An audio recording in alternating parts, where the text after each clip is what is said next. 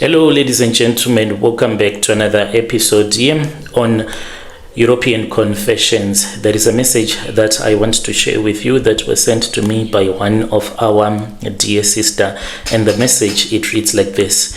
Hello, Brother Nashi, how are you? Please post my story as hidden identity.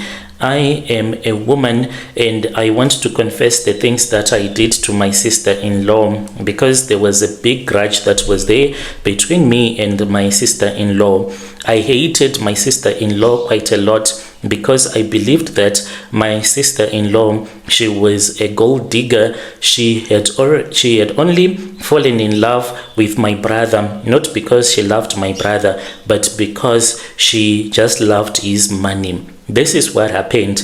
Me and my brother, we were the only kids that our parents ever had. This brother of mine, I will call him Tansen, and the woman that he got married to, I will call her Gladys. I hated that woman with all of my heart, but I think that she did a go back to sender, or maybe it was God who fought in her corner, because the things that happened after that, it really does not make any sense to me, because these rituals that I did, they were supposed to work. This traditional healer that assisted me was said to be a very powerful traditional healer, but things did not work the way that I thought that they were going to work. So when my brother was now in college, he was studying to become a mechanic. He was studying in Harare. Whilst he had left us in the village, it was me and the parents, we were in the village. But then I started to have a lot of problems with my brother because he did not want to return back to the village. All that he was concerned about was his education, the way that he was staying in Harare, which was him living in better conditions than what he used to face when he was in the villages. I would argue with him and I would tell him to change the situation so that his parents and we can live a better life as well, because we also wanted to live a better life. But my brother never wanted to hear anything about that. He would go for months and months without even returning back to the village. This was very painful. When I would watch my mother, she would be crying and she would blame the women that my brother was meeting in the city, saying that these women were the ones that were making my brother to forget about his roots. So there was something that was supposed to be done. I then said, okay, it's fine, since we are starving here. Already I had spoken with this other friend of mine who was working as a maid in Harare. I thanked God after I had gotten the job and I left the village and I came to Harare and I started to stay in Harare whilst I was working as a maid. But the money that I was earning, it was not a lot. I was still in that same situation. I then went to where my brother was staying with his wife and I spoke with my brother and I said, dear brother, look at this situation right now. You are working, you are a mechanic, you are earning more money than I am making as a maid. How about we start to work together? Then you give me money and I also take some from my salary, and then each and every month we send groceries to our parents because they are suffering. They are not supposed to suffer. Whilst they have two kids who are now working and earning in the city, they are not supposed to go to bed hungry. But as for Tencent, even though he was a mechanic, he was always saying that I don't have money, I do not have money. I ended up finding out that he was sending money to his in-laws, and I said, so this man, he is stupid enough to let his own parents go to bed hungry, yet he is sending all of this money to his in-laws. So I have to sort out this woman. By then I had fallen pregnant and I was staying with my husband.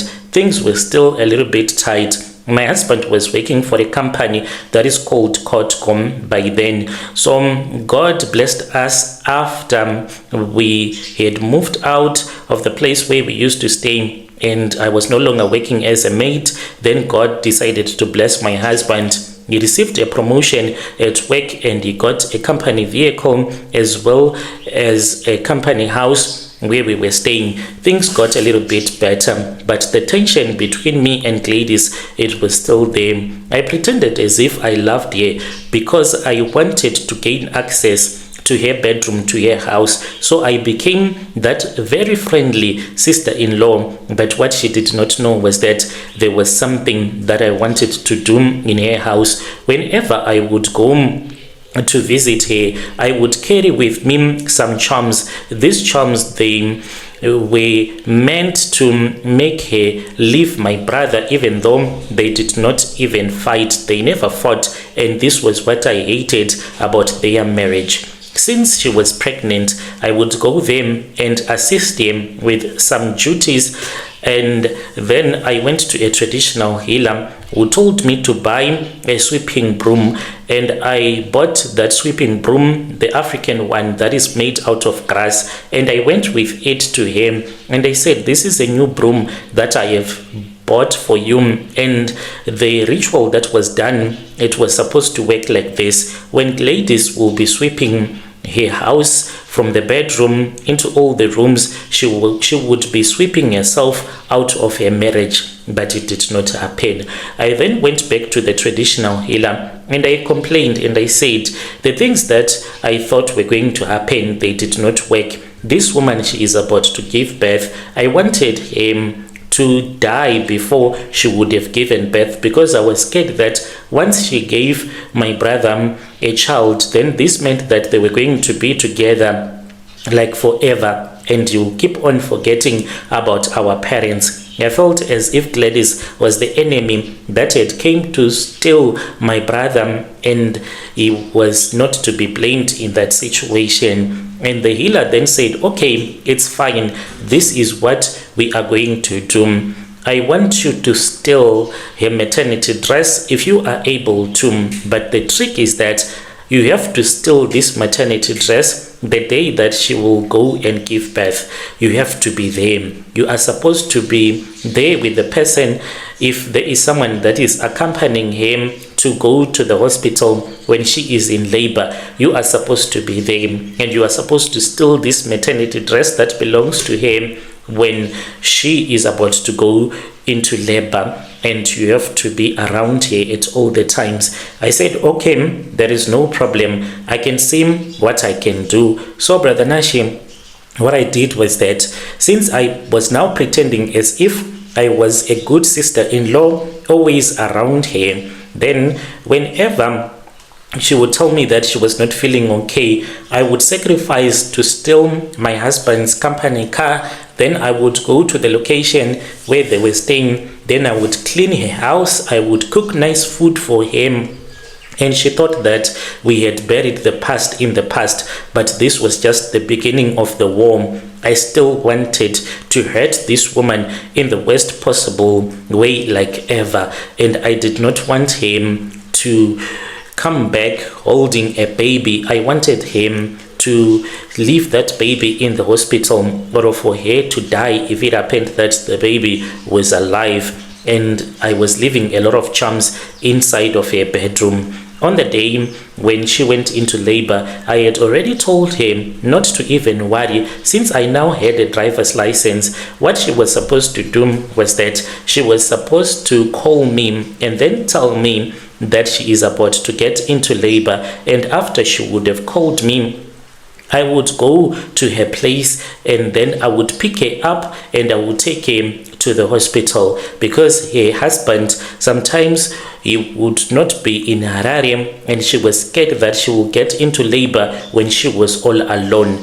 So I said, no, do not worry, I'm going to be with you every step of the way. The night when she called me in the afternoon, and she said that my water has broken, I'm about to go into labor. I then took my husband's vehicle and I rushed to the location where she was staying, and then I went with her to the hospital. What I did by the night, whilst I was packing everything that she was supposed to take with him to the hospital, I then took another small backpack and then I put that maternity dress and I just put it there, and I put it in the boot of the car. I went to Parenyatua Hospital, where I left Gladys, and then I went straight to a traditional healer. Late at night, I visited a traditional healer. My husband thought that I was still at the hospital. Since my husband thought that I was still at the hospital, I used that opportunity not to return back home after she had been admitted,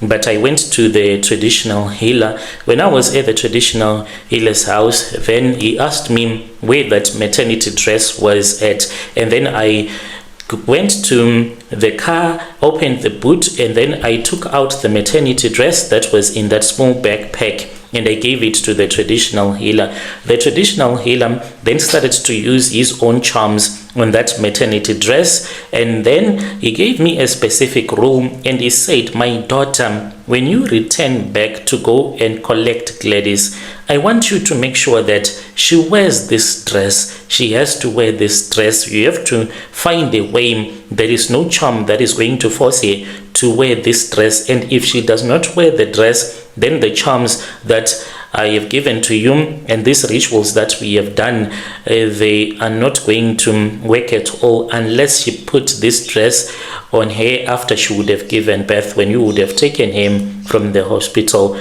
And another sign that the traditional healer had told me to watch out for, I was going to have a dream, and in that dream her daughter was going to die. And if her daughter was going to die, then it meant that me and the traditional healer, we had won this war. But I did not know that Gladys, she was going to go back to sender on me, or maybe God was going to assist him so that whatever that I had done towards him was not going to work.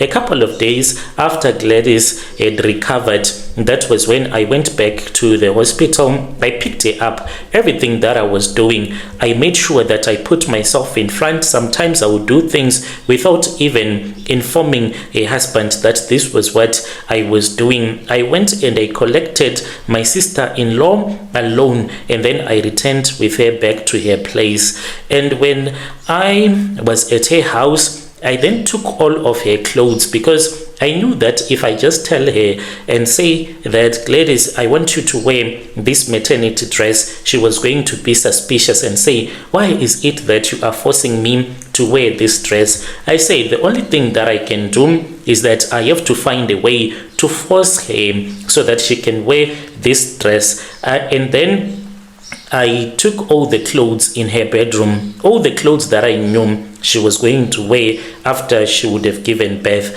I took them and then I soaked them in water and I started washing them.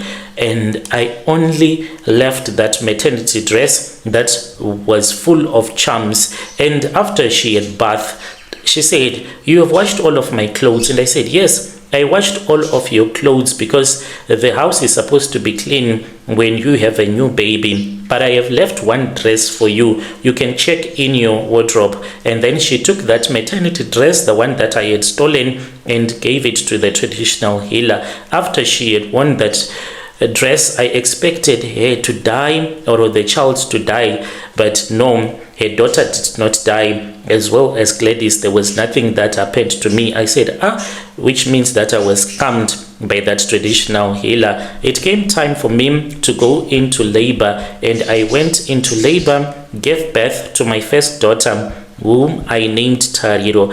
Years went by, and the rituals, I saw that they only worked because Gladys never had another child except from her first daughter, the one that she had. As for me, I had more kids. I have 2 daughters. Gladys then found favor in the eyes of God. She left Zim and she went to America. That is where she is right now. So our children, they are all grown up. My kids, they are grown up. I had a daughter of mine, my firstborn, who is based in South Africa. She is working in Cape Town. My daughter, she gives me a lot of pain because she is always crying. Whenever she is crying, she is like, Mama, what is wrong with me? Why is it that I can't keep a man? And I know that I can't keep a man because I am unable to give a man a child. She has been married several times, and all of her marriages, they end the same. She will be unable to give the man that she will be staying with a child. I thought that maybe she was just not fertile, and I chose to ignore about it, and I said maybe she was born that way, she can't have kids. But what really troubles me to this very day is that my daughter, she got married last year. She got married and they have been expecting for a baby ever since. To this very day, they do not have a child, which gives me a lot of sleepless nights, because these two daughters of mine, they have been going to different traditional healers. Wherever they are going to, they are being told by the white garment prophets as well as healers that there is someone in the family. There was one day when my daughter, who is in Cape Town, called me. She was crying. I then said, "Dear daughter, why are you crying?" She was crying, and then she said, "Mama, I was told by a prophet. He does not want to tell me the name of that person, but this prophet has told me that there is someone that you are very close to in your family who is related to you, who is using charms, and that person has tied your womb so that you will never be able to hold a baby in your hands. You will never have kids. And any man that you get married to, all of a sudden will start to demand that you give him kids. Even though he loves you, he will end up dumping you because of a ritual that was done." So this is the situation right now, Brother Nashim. I am supposed to tell my kids the truth, that I did a ritual when I was still very young and stupid, and I just did these rituals because I hated my sister-in-law. I wanted my sister-in-law to suffer, and she suffered because she only had one daughter, and I wanted that child to die. And if the child was not going to die, what I wanted to happen to him was that she was never supposed to conceive in her entire life. So now it has happened to you, my daughters. Where do I even start with that conversation? I am worried that once I have that conversation with my daughters, they're going to say that, "Mama, you are a witch. You are a witch, Mama. You are the one who bewitched us. Yet I did these rituals because I just wanted Gladys to suffer. She and her daughter, I wanted them to suffer. I wanted to say to my brother later on in life, you see, I told you so.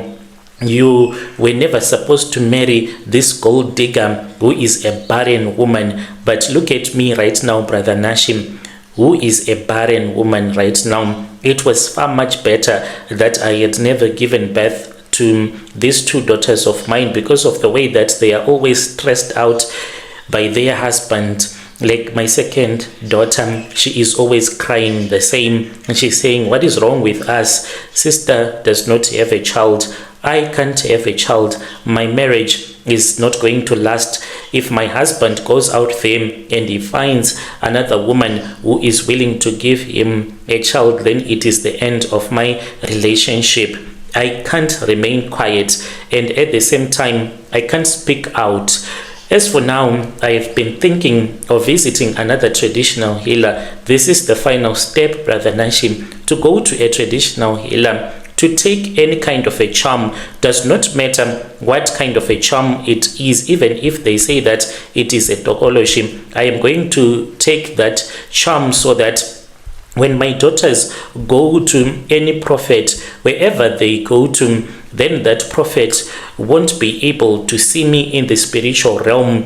And when the prophet is prophesying, he can see a face that is someone else's face in the family, so that my daughters can think that maybe it is one of my sisters who bewitched them, or any of their father's relatives who bewitched them, but not me. This is what I am thinking about right now. I don't know if you can give me advice on that. Should I just do it once and for all? I bewitch my daughters so that when they go to a prophet, they will never be told the truth. The prophet will start to lust after my daughters instead of the prophet assisting them. I'll be following through in the comment section. When you post my story, please tell me I'll be there. I am always listening to your confessions, but I never thought that I would bring my story to you. Give me the link, because I am always available on TikTok. Dear listeners, right there was a message that was sent to me by one of our dear sister. Let us speak with our dear sister in the comment section. Strange things indeed they do happen in this world, from bewitching your sister-in-law into bewitching your own daughters.